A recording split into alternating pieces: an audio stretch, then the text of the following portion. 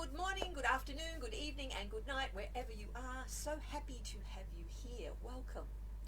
This week we are doing a week-long case study on how do I write my book.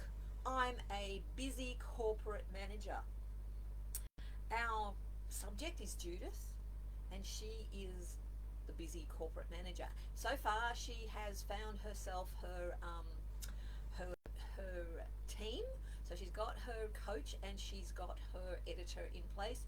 From that, she has got her writing plan made, and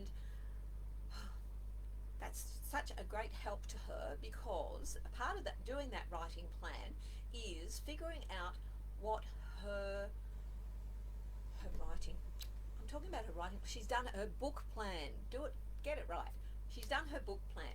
And that's where we talk about her reader and her contents for her book.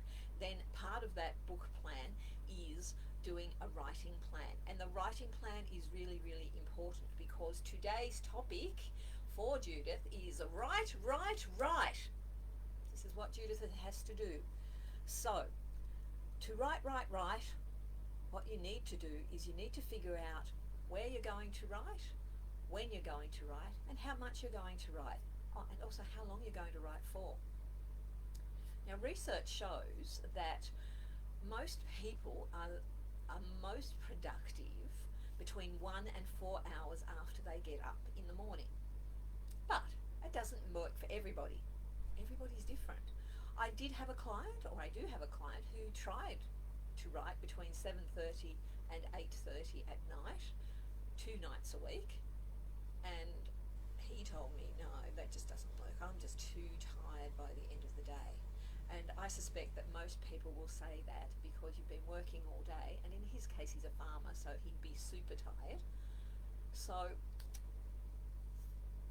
if you can, find us time in the morning. Now, Judith, for example, I know that Judith gets up early in the morning to go and do some exercise. She swims, or she does yoga, or she even runs. Different things on different days. So what I'm saying to Judith is perhaps you can get up even a little bit earlier and spend half an hour, 3/4 an hour, an hour writing. That's up to you.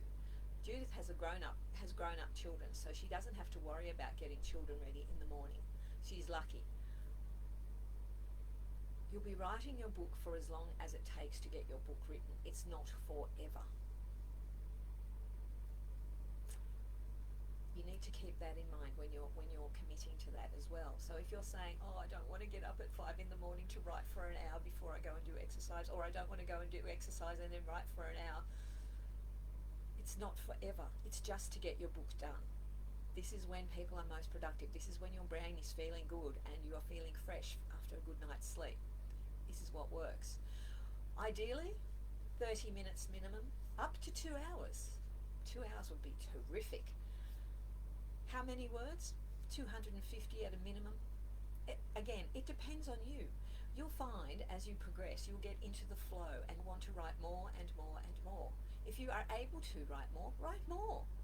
Just see how you feel. It is not, you must do this by this time. It's up to you. It's your book. You do what suits you. So, as usual, I'm going to say, make 2022 the year of your book. Still have time to do it. I'd love to hear from you. Please get in touch any way you can, and let's talk about where you are and how we can get you started on writing your book. I'm looking forward to seeing you again tomorrow, and that's it for today.